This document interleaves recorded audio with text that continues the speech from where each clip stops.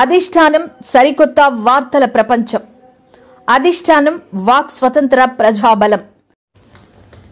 Welcome to అధిష్టానం TV. ముందుగా బులెటిన్లోని headlines.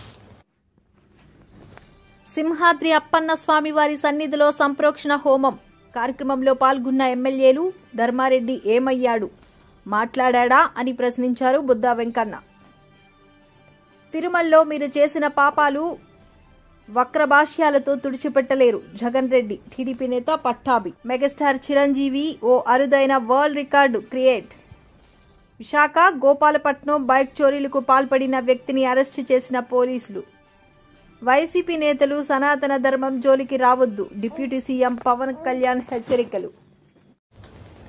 Visakha Simhachalam Simhadri Appanna స్వామి వారి సన్నిధిలో సంప్రోక్షణ హోమం కార్యక్రమం పాల్గొన్న ఎమ్మెల్యేలు గంట శ్రీనివాస్, పంచకల రమేష్ బాబు, గణబాబు.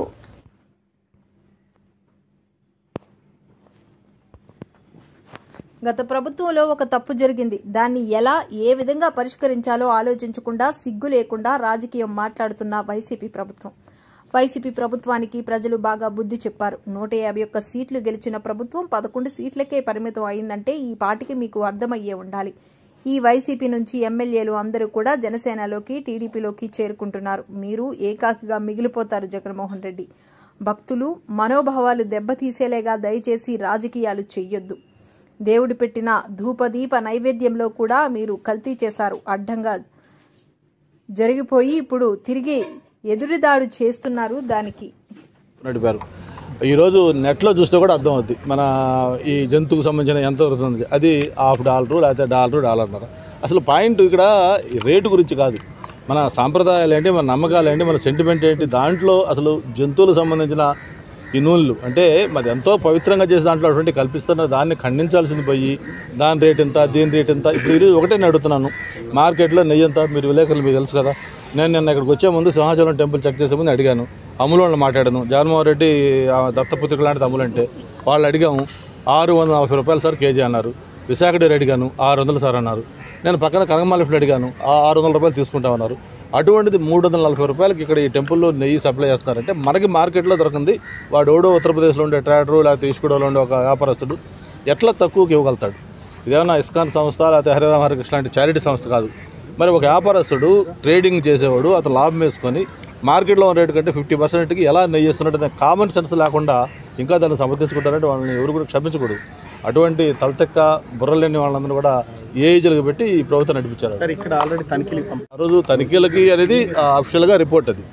బట్ ఈలోపు మనం ఆ రోజు నెయ్యి నేను కూడా జస్ట్ టేస్ట్ చేశాను. మనం ఇంట్లో కూడా నెయ్యి తింటుంటాం కదా, చూస్తాం. నెయ్యి తీసుకుంటే రుచి కానీ ఆ వాసన కానీ అవన్నీ మనకు అర్థమవుతూ ఉంటాయి. ఆ టిన్లో నుంచి శాంపిల్ తీసి నెయ్యి ఏదైతే ఫుడ్ డిపార్ట్మెంట్ వాళ్ళు వచ్చారో ఆ శాంపిల్ తీసుకెళ్తే నేను కొంచెం టేస్ట్ చూశాను. అది బ్లాండ్గా ఉంది, రుచి లేదు, వాసన లేదు, ఏదో ఆయిలీగా ఉంది తప్ప అసలు నెయ్యిలాగా లేదు. కాబట్టి లడ్డు కూడా చూస్తూ ఉన్నాం మనం, అది ఎక్కడ ఫ్రెష్నెస్ కానీ ఆ రుచి కానీ ఏమి ఉండలేదు. కాబట్టి డెఫినెట్గా అది అడల్టెడ్. అంతవరకు 100% పక్క. $340 ఎవడు మామూలు స్వచ్ఛమైన నెయ్యి ఇవ్వలేడు. కాబట్టి దాంట్లో ఏం కలిపారు, ఏదో డాల్డా వనస్పతి ఇటువంటి అయితే అదొక రకమైన నేరం. కానీ మొన్న రిపోర్ట్లు ప్రాథమికంగా రిపోర్ట్లు వచ్చినట్టుగా అది గొడ్డుకు సంబంధించినవో లేకపోతే పిగ్గుకు సంబంధించిన ఉన్నాయంటే మాత్రం అది నిజంగా క్షమించరన్నారు. అంటే నివేదిక వచ్చిన తర్వాత వాళ్ళ మీద ఎలాంటి యాక్షన్? డెఫినెట్ అందుకే ఇప్పుడు కాదమ్మా, ఇప్పుడు అందుకే కాదు, ఇప్పుడు సిట్ డెఫినెట్గా ఉంటుంది, సప్లై వాళ్ళ మీద ఉంటుంది, ఆ సప్లై ఫైనలైజేషన్ మీద ఉంటుంది. అందరూ దాంట్లో ఎవరు బాధ్యులు ఉన్నారో డైరెక్ట్ ఇండైరెక్ట్ సంబంధం అందరి మీద ఖచ్చితంగా చర్యలు ఉంటాయి. ఇప్పుడు అందుకే దాని మీద ఒక సిట్ వేశారు. సిట్ అనేది ఒక దానికోసం ఈ పర్పస్ కోసమే దీని మీద పూర్తి స్థాయిలో ఎంక్వైరీ చేస్తారు. చేసి దానికి ఎవరు బాధ్యులు వాళ్ళు డెఫినెట్గా యాక్షన్ చేస్తారు. త్వరలోనే నిజాలు బయటకు వస్తాయి. అలాగే ఉప ముఖ్యమంత్రి గారు అయితే మరీ కొంచెం ఎక్స్ట్రీమ్గా ఆయన ఎమోషనల్గా దేవుడు అంటే భక్తి కాబట్టి ఆయన ఎప్పుడు నిత్యం దాంట్లో ఉంటాడు. కాబట్టి ఆయన ఒక ప్రాయశ్చిత్త దీక్ష దాదాపు 11 రోజుల పాటు ఆయన స్వయంగా ఆ దీక్ష చేస్తూ మొత్తం తిరుపతి కొండకి నడిచి అక్కడ దేవుడి దగ్గర మొక్కు తెచ్చుకుంటారని చెప్పని ఆయన చేస్తూ ఉన్నారు. ఆయన దీక్షకు మద్దతుగా ఈరోజు రాష్ట్ర వ్యాప్తంగా కూడా జనసేన ఎమ్మెల్యేలు కావచ్చు, మిగతా సపోర్టర్స్ కావచ్చు, అందరూ కూడా కావచ్చు, వాళ్ళందరూ ఆ దీక్షకు మద్దతుగా ఇక్కడ ప్రాంతాల్లో కూడా దీక్షలు చేస్తూ ఉన్నారు. ఇవన్నీ కూడా ఏంటంటే ఏదో న్యాచర్ చేసిన దేవుడు చేసినవి కాదు, కేవలం పాలకులకు చిత్తశుద్ధి లేకపోవడం వల్ల చేసిన ఇది. ఇప్పుడు కూడా నేను ఇప్పుడు రాజకీయాలు మాట్లాడకూడదు, కానీ ఏదైతే గతంలో పరిపాలించిన వైఎస్ఆర్ పార్టీ, ఆ పార్టీ చీఫ్ ఒక తప్పు జరిగింది, ఎందుకు జరిగింది, ఎలా జరిగింది అని పరిశీలించుకుందాం, దీన్ని సరిదిద్దుకుందాం, భవిష్యత్తులో ఇలాంటి జరగకుండా అందరం కలిసి కృషి చేద్దామని చెప్పాల్సిన బాధ్యత మర్చిపోయి సిగ్గు లేకుండా మళ్ళీ రాజకీయం మాట్లాడుతూ ఉన్నాం. ఇది కాదు అది కాదు మేం కాదు గతంలో జరిగిన అంటే అసలు ఎంత ఇర్రెస్పాన్సిబుల్గా మాట్లాడుతున్నాయంటే అతను ఒక పొలిటికల్ పార్టీ నడవడానికి కూడా మోరల్గా అర్హుడు కాదు అనిపించే విధంగా ఈరోజు మాట్లాడుతూ ఉన్నాడు. అందుకే ప్రజలు మన అలాంటి తీర్పిచ్చారు. 11 సీట్లు 151 సీట్లతో గెలిచిన పార్టీ కేవలం 5 ఏళ్ళు తిరిగేసరికి 11 సీట్లకు వచ్చిందంటే అతను పరిపాలన ఏ విధంగా సాగిందో అర్థం చేస్తున్నారు ప్రజలు. మరి ఇలాగే ఇప్పటిలాగే కానీ ఇంకా మాట్లాడుతుంటే భవిష్యత్తులో ఆ 11 కూడా మిగిలిపోవు, చివరికి 0 సీట్లు పరిస్థితుంది.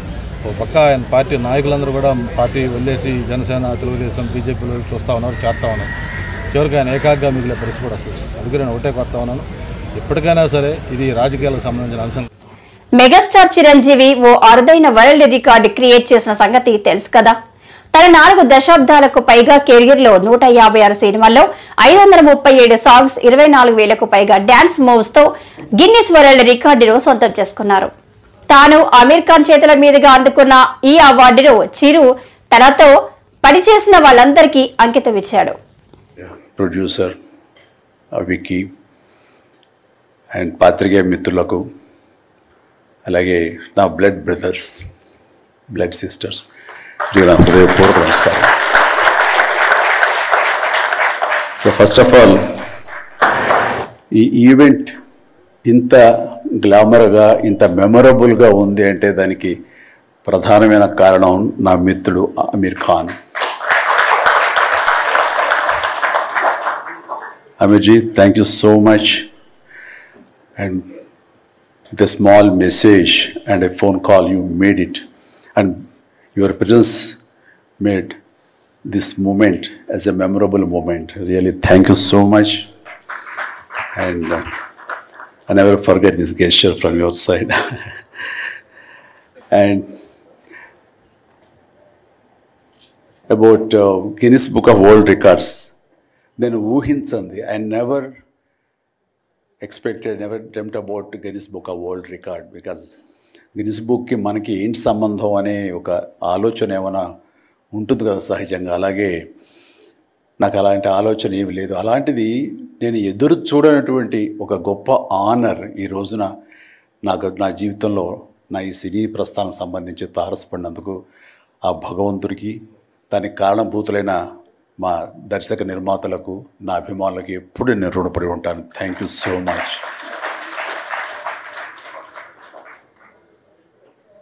నాకు డ్యాన్సెస్ మీద, బహుశా నటన కంటే కూడా ముందు నుంచి కూడా డ్యాన్సెస్ మీద నాకున్నటువంటి ఇంట్రెస్ట్ ఈ రోజున ఈ అవార్డు వచ్చేలా చేసిందా అని నాకు అనిపిస్తుంటుంది. ఎందుకంటే ముందు నటనకి శ్రీకారం చుట్టే కంటే, ఓనమాలు దిద్దుకునే దానికంటే నేను ఫస్ట్ డ్యాన్స్కి నేను ఓనమాలు దిద్దానేమో అనిపిస్తుంటుంది. నా చిన్నప్పుడు మా చుట్టూ ఉండే వాళ్ళని ఎంటర్టైన్ చేయడం కోసంగా ఈవినింగ్ అయ్యేసరికి అప్పట్లో ఉండే వివిధ భారతి కానీ, లేకపోతే శ్రీలంక సిలోన్, రేడియో సిలోన్ కానీ, వీటిల్లో వచ్చే కొన్ని తెలుగు పాటలకి అదే మాకు source of inspiration. I mean recording songs అవి రావడానికి. అప్పుడు గ్రామ్ ఫోన్లు కానీ, టేప్ రికార్డులు కానీ ఇవన్నీ కూడా ఉండే పరిస్థితి కాదు ఆర్థికంగా. అలాంటి వారానికి ఒకసారి రేడియోలో ఎప్పుడు పాటలు వస్తాయా అని అందరూ ఎదురు చూసేవాళ్ళు. రాగానే శంకర్బాబుని పిలవండి, డ్యాన్స్ వేస్తాడు, మనల్ని అలరిస్తాడు అని వాళ్ళందరూ ఉత్సాహంగా ఉంటే వాళ్ళ ఉత్సాహానికి నేను మరింత ప్రోత్సాహంగా తీసుకుని దాన్ని డ్యాన్స్లు వేస్తుండేవాడిని. అట్లాగా అవి డ్యాన్సులు అంటారా, బాడీ కదలిక అంటారా ఏమో తెలియదు, ఒక ఎనర్జీగా అవి ప్రజెంట్ చేయటం అనేది ఒక్కడే తెలుసు నాకు. 7th class, 6th class, 8th class ఆ ప్రాంతంలో. ఆ తర్వాత ఎన్సీసీలో చేరిన తర్వాత ఈవినింగ్ క్యాంప్ ఫైర్ టైంలో అందరూ ఎర్లీగా భోజనాలు కానిచ్చిన తర్వాత తిన్న 70 ప్లేట్లు మన అల్యూమినియం ప్లేట్స్, వాటిని తిరగేసి దరువులుగా డప్పులుగా వాయించుకుంటూ అప్పుడు కూడా డ్యాన్స్ వేస్తూ అందరిని ఎంటర్టైన్ చేస్తూ ఉండేవాడు. ఆ రకంగా డ్యాన్స్ అనేది నాకు ఇష్టమైనటువంటి ఒక నా అంతర్భాగం అయిపోయింది. అలాగా డ్యాన్స్ నేను వేరుగా ఎప్పుడు చూడండి, ఎప్పుడు హుషారు అసలు అందుకంటే ముందు లేచిపోయి డ్యాన్సెస్ వేయటం అనేది మ్యూజిక్ అనుగుణంగా బాడీని మార్చుకోవడం జరిగింది. అంటే ఫస్ట్ పిక్చరు నేను వెళ్ళినప్పుడు అక్కడ సరదాగా నా రూమ్లో నేను డ్యాన్స్ వేస్తుంటే నా కోస్టార్స్ ఆర్టిస్ట్ వాడు చిరంజీవి డ్యాన్స్ వేస్తాడు అని అంటే అవునా అని వాళ్ళందరూ చేయాలంటే అందులో సావిత్రి గారు ఉండేవారు, రోజారామణి, కవిత, ఇలాంటి యాక్టర్లు అందరూ ఉండేవాళ్ళు, నరసింహరాజు ఇలాంటి వాళ్ళందరూ ఉన్నప్పుడు వర్షం పడుతుంది. ఒక పంచలో డ్యాన్స్ వేయాల్సి వచ్చింది. అది ఈస్ట్ గోదావరి రాజమండ్రి దగ్గర ఒక పల్లెటూళ్ళలో. ఆ పంచలో జల్లు పడుతూ కూడా మొత్తం తడితడిగా ఉండింది. అయినా సరే డ్యాన్స్ అడగడం పాపం ఎవరైనా సరే వెంటనే ఎలాంటి ఇన్హిబిషన్ లేకుండా చేయటం అనేది నాకు అలవాటు. అలాగే టేప్ రికార్డ్ డ్రాయింగ్ చేసి అప్పట్లో డ్యాన్స్ చేస్తున్నాను. మధ్యలో కాల్ జారి కింద పడిపోయాను. పడితే అది కింద పడిన తర్వాత ఆపకుండా వాళ్ళందరూ అయ్యో అన్నారు. అయినా సరే దాన్ని నాగిని డ్యాన్స్గా మార్చేసుకొని చేస్తే ఎక్కడ లేని అప్పలాస్ వచ్చేస్తుంది. సో అక్కడ చూసేటంటే ఒక కో డైరెక్టరు రాఘవేంద్రరావు గారి సారి మన క్రాంత్ కుమార్ గారికి చెప్పడం, ప్రాణం ఖరీదులు వాళ్ళు బుక్ చేసినప్పుడు, అబ్బాయి భలే డ్యాన్స్ వేస్తాడు, భలే ఉంటే డ్యాన్స్ అవునంటూ నా క్యారెక్టర్కి అంతకుముందు ఎప్పుడు ఒక డ్యాన్స్ అనేది ఊహించుకోలేదు. సాంగ్ డ్యూయట్ సాంగ్ అని ఊహించుకొని వాళ్ళు ఒక ఎందుకు పెట్టకూడదు సాంగ్ అని. విశాఖ గోపాలపట్నం బైక్ చోరీలకు పాల్పడిన వ్యక్తి పోలీసులకు పట్టుబడ్డాడు. ఈ మేరకు సోమవారం ఇందుకు సంబంధించిన వివరాలను క్రైమ్ సిఐ ఎన్ శ్రీనివాసరావు విలేకరులకు వివరించారు. ఇటీవల గోపాలపట్నం పోలీస్ స్టేషన్ పరిధిలో 2 ద్విచక్ర వాహనాలు చోరీకి గురైనట్లు ఫిర్యాదులు అందాయన్నారు. ఈ క్రమంలో సోమవారం క్రైమ్ పోలీసులు వి నరేష్, పి రవిబాబు సిబ్బంది పాత గోపాలపట్నం అండర్ పాత్వే వద్ద వాహనాలు తనిఖీ చేస్తుండగా నగరానికి చెందిన ఓ యువకుడు దొంగిలించిన ద్విచక్ర వాహనంపై వస్తుండగా పోలీసులు అడ్డుకుని తనిఖీలు చేయడంతో విషయం బయటపడింది. బైక్ దొంగను విచారించగా గాజువాక ఆటోనగర్ గోపాలపట్నంకు సంబంధించిన 2 ద్విచక్ర వాహనాలతో పాటు మరో 2 ద్విచక్ర వాహనాలను గతంలో దొంగిలించినట్టు గుర్తించారు. ఈ కేసులో ప్రతిభ కనబర్చిన కానిస్టేబుల్ లింగమూర్తి, ఎస్ జానకిరాములను సీఐ అభినందించారు. Good evening to all. ఈరోజు ప్రెస్ మీటింగ్కి కారణము మాకు గోపాలపట్నంలో బైక్ దొంగని అరెస్ట్ చేయడం జరిగింది. ఇది 21వ తారీఖున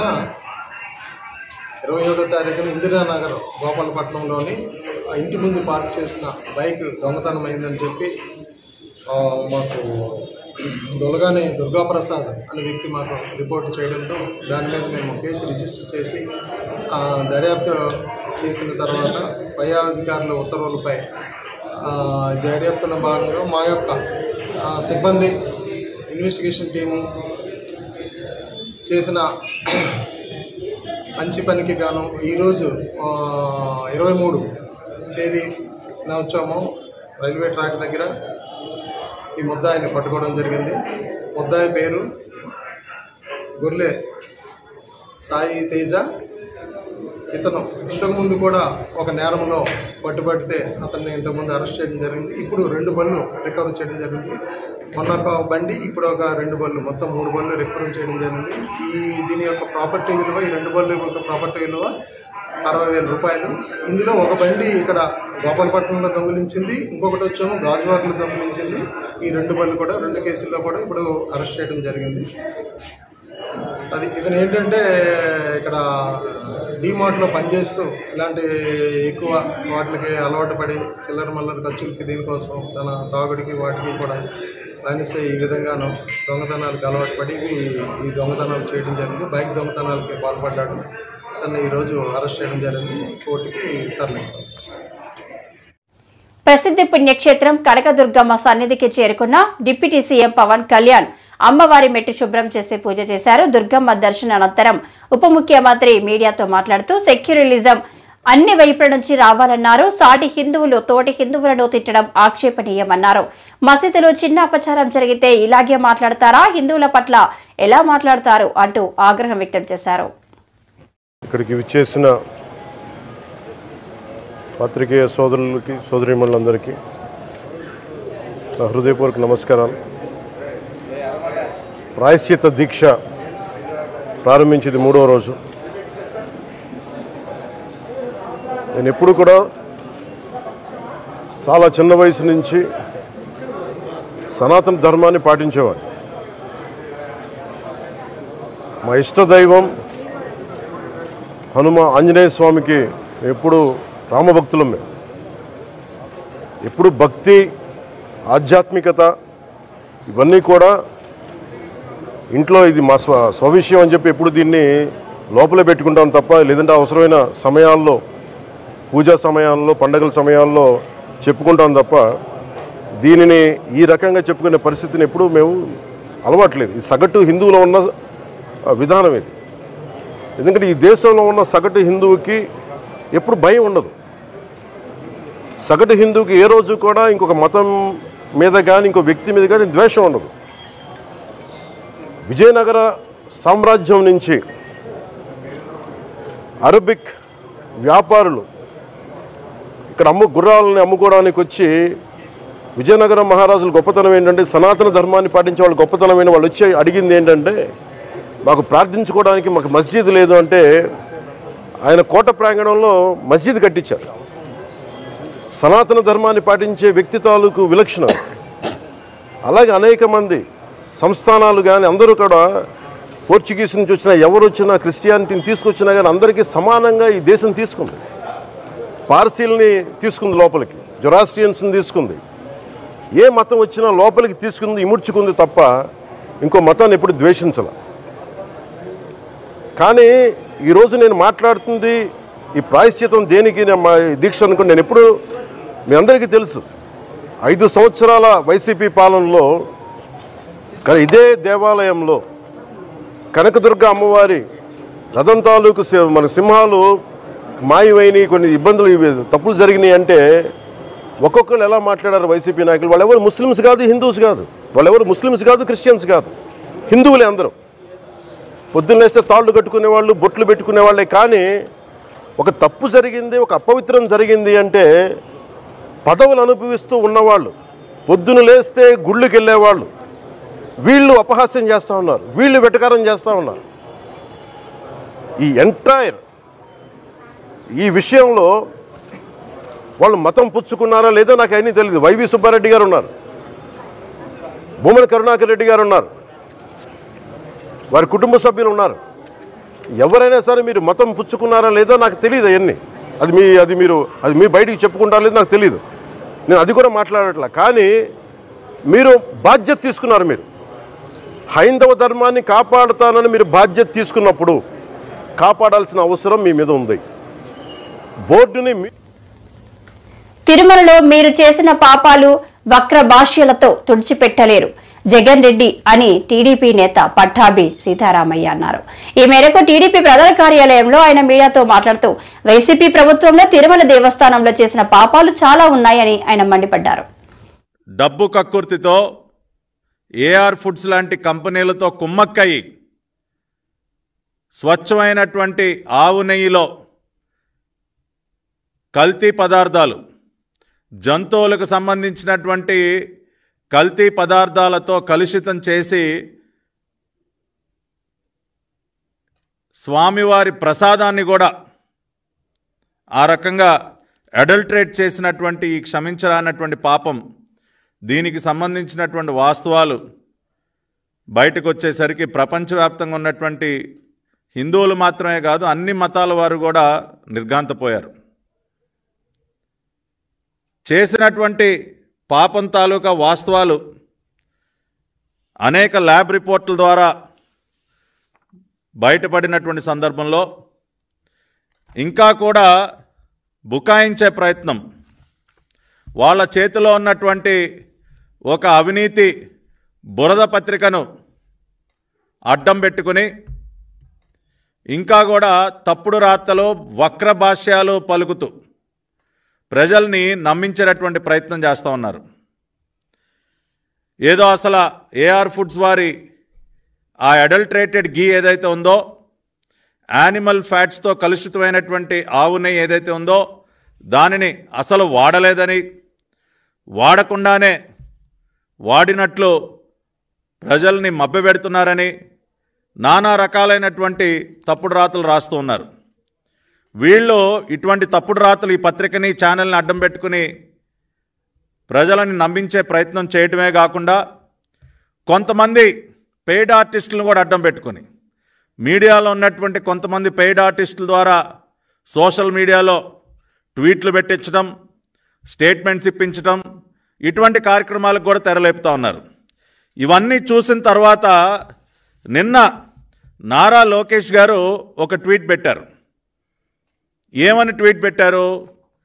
ఏఆర్ ఫుడ్స్ కంపెనీ ఏదైతే వీళ్ళు కుమ్మక్కయి కాసుల కక్కుర్తి కోసం తెర మీదకు తీసుకొచ్చినటువంటి ఏఆర్ ఫుడ్స్ కంపెనీ ఏదైతే ఉందో, ఎవరి టెండర్నైతే జగన్మోహన్ రెడ్డి హయాంలోనే ఖరారు చేశారో మే 8, 2024న, ఎవరి హయాంలో అయితే ఏఆర్ ఫుడ్స్కి పర్చేజ్ ఆర్డర్ ఇచ్చారో మే 15వ తేదీన, ఆ కంపెనీ మొత్తం 8 ట్యాంకర్ల నెయ్యి సరఫరా చేసింది. ఆ 8 ట్యాంకర్లలో 4 ట్యాంకర్ల నెయ్యి వాడటం జరిగింది. 4 ట్యాంకర్ల నెయ్యి మాత్రమే ఎప్పుడైతే ఎన్డీడీబీ నుంచి రిపోర్ట్లు వచ్చాయో ఎన్డీడీబీకి శాంపుల్స్ పంపించి రిపోర్ట్లు తీసుకోవటం జరిగిందో, ఆ రిపోర్ట్స్లో యానిమల్ ఫ్యాట్స్ కలిసి ఉన్నాయన్న విషయం బయటపడిందో ఆ 4 ట్యాంకర్లని నిలిపివేశారని చెప్పి చాలా స్పష్టంగా నారా లోకేష్ గారు ఆయన సోషల్ మీడియా. ధర్మారెడ్డి ఏమయ్యాడు, మాట్లాడడా అని ప్రశ్నించారు బుద్ధ వెంకన్న. ధర్మారెడ్డి ఎక్కడ ఉన్నా బయటికి రావాలన్నారు. వివేక తరహాలో ఆయన్ని కూడా చంపేశారనే అనుమానం తమకుందంటూ సెన్సేషనల్ వ్యాఖ్యలు చేశారు. ధర్మారెడ్డి ప్రజల్లోకి వచ్చి అప్పుడు జరిగిన విషయాలు చెప్పాలని బుద్ధ వెంకన్న డిమాండ్ చేశారు. పెద్ద డాన్ లాగా ఢిల్లీ వెళ్తున్నాడు. వీళ్ళు ఒక ఐపీఎస్ ఆఫీసర్ అయ్యండి ప్రభుత్వానికి పనిచేయి, జగన్మోహన్ రెడ్డి పని చేయకూడదుగా. నువ్వేం డారువా? జగన్మోహన్ రెడ్డి అనుచరుడువా? వైసీపీ కార్యకర్తవా? నేను చూసా ఎయిర్పోర్ట్లో అసలు ఐపీఎస్ ఆఫీసర్కి ఉన్నటువంటి లక్షణాలే లేవు. అసలు ఉద్యోగస్తుల్ని కొంతమందిని వైసీపీ కార్యకర్తలను వాడుకున్నట్టు వాడుకోవడమే కాకుండా వీళ్ళు కూడా కొంతమంది వైసీపీ కార్యకర్తల్లాగే పనిచేశారు.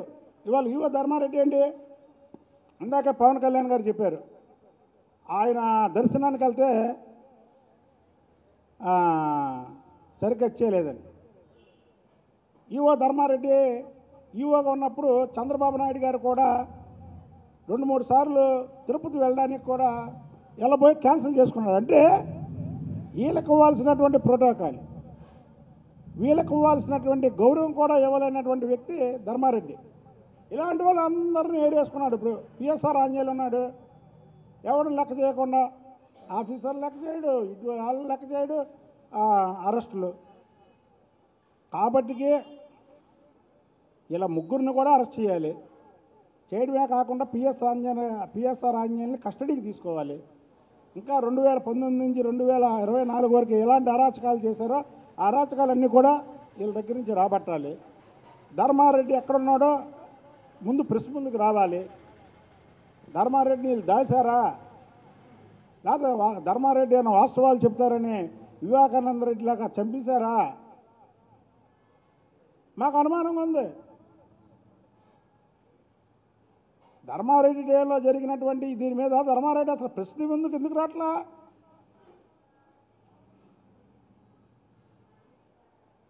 కాబట్టికి ప్రజలకు ఎన్నో అనుమానాలు ఉన్నాయి. చివరగా నేను కోరేది ఒకటే, పొన్నవాళ్ళు లాంటి వ్యక్తులు న్యాయ వ్యవస్థకి చీడ పురుగులు. న్యాయం వ్యవస్థ అంటే మాకు చాలా గౌరవం. నేను ఉదాహరణకు చెప్పా,